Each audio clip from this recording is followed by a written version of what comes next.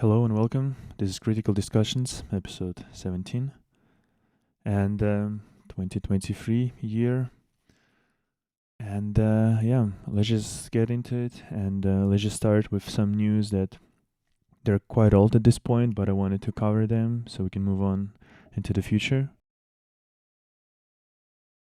Basically, one thing I didn't cover is that we all know about Google Maps, about Apple Maps, but in post-USSR, in Russia, in Belarus, in Ukraine, there was also very popular Yandex, and it is still a very popular company called Yandex, which makes its own search, which makes its own maps, transportation maps, so on and so forth, like routing and all of that kind of stuff.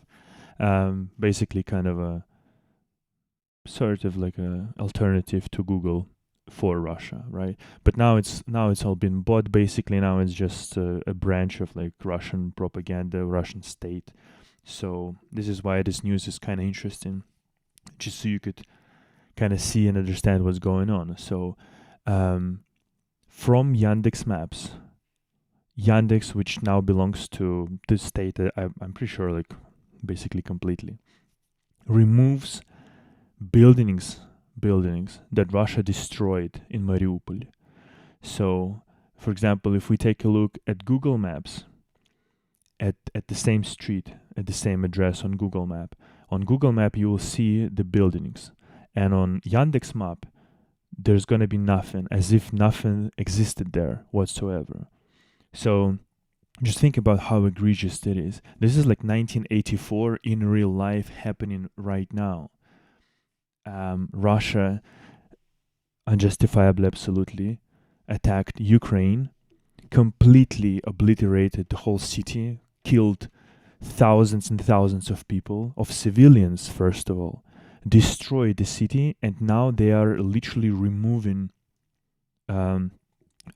basically evidence of their crimes by completely removing from the digital records, at least in one side, like in one provider of news and maps, in this case Yandex, completely removing any evidence of that. Just think how crazy that is, what they're doing.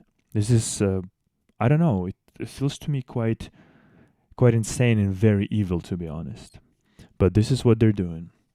So I just wanted to talk about this, make a note that this happens. It happens right now, and it's despicable, it's disgusting, and this is also like why we should never have basically only one provider of anything, really, because we always need like alternatives, because otherwise one side can go insane, can go rogue, can go and do these crazy things that Russia is doing right now. Not only invading the country, but trying to actually like remove evidence of their crimes from digital records. And obviously, digital records is kind of everything now, because we all use it, obviously. We all... what the fuck?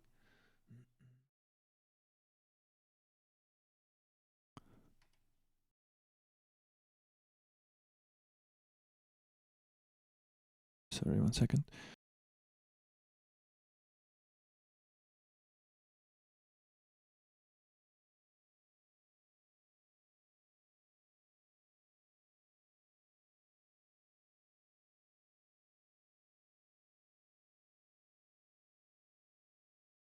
We all use it, and obviously in digital form it's easier to preserve certain things, right? Like you can make backups, right? Like if one physical copy of like a book or whatever, some manuscript, burns in some fire, you're kind of fucked. It's lost to history. But in digital form, obviously you can preserve things like that.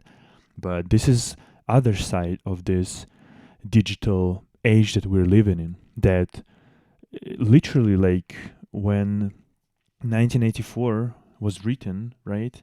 It was like what, in 49 or 48.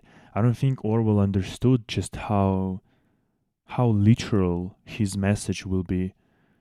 Will some at least governments will get, instead of like using it as a warning how not to do, It's used right now as like blueprint, basically, how to actually do heinous crimes and how to get away with this, how to rewrite history and do all of that insane things.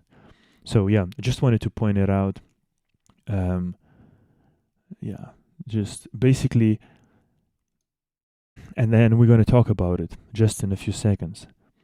There are a lot of Westerners who believe in like stupid conspiracies, who believe in absolute trash and garbage, who don't believe their own government, which, like, okay, you know, you don't have to believe your own government. You should be staying like skeptical and whatnot. But the problem is that a lot of information to those people, or those people are getting from basically pro-Russian propagandist sources, from fucking garbage channels like Russia Today or shit ton of their like satellite productions and whatnot. And although it's good sometimes to have a different perspective from like different side, those things like from Russia Today, from basically from anything that is associated with Kremlin, with Russia right now in 2020, it was a long time ago already, but especially now in 2022, 2023, you cannot trust a single word. You should be, I don't know, like, before you trust anything that comes from Russia, because it's all propaganda, and by anti-Western propaganda, first of all, and pro-Kremlin propaganda, second of all. Before you believe Russia, you should believe 100% your own government, which you shouldn't do, obviously. And by extension, you should never believe anything that comes from Russian sources, Russian propaganda, because there are good resources. And I think I'm going to maybe I'll make a stream, maybe I'll make a list of like actually good oppositionist, like to the opposition, to the fucking Kremlin and the imperialistic garbage that Moscow and Putin's Russia basically represent right now.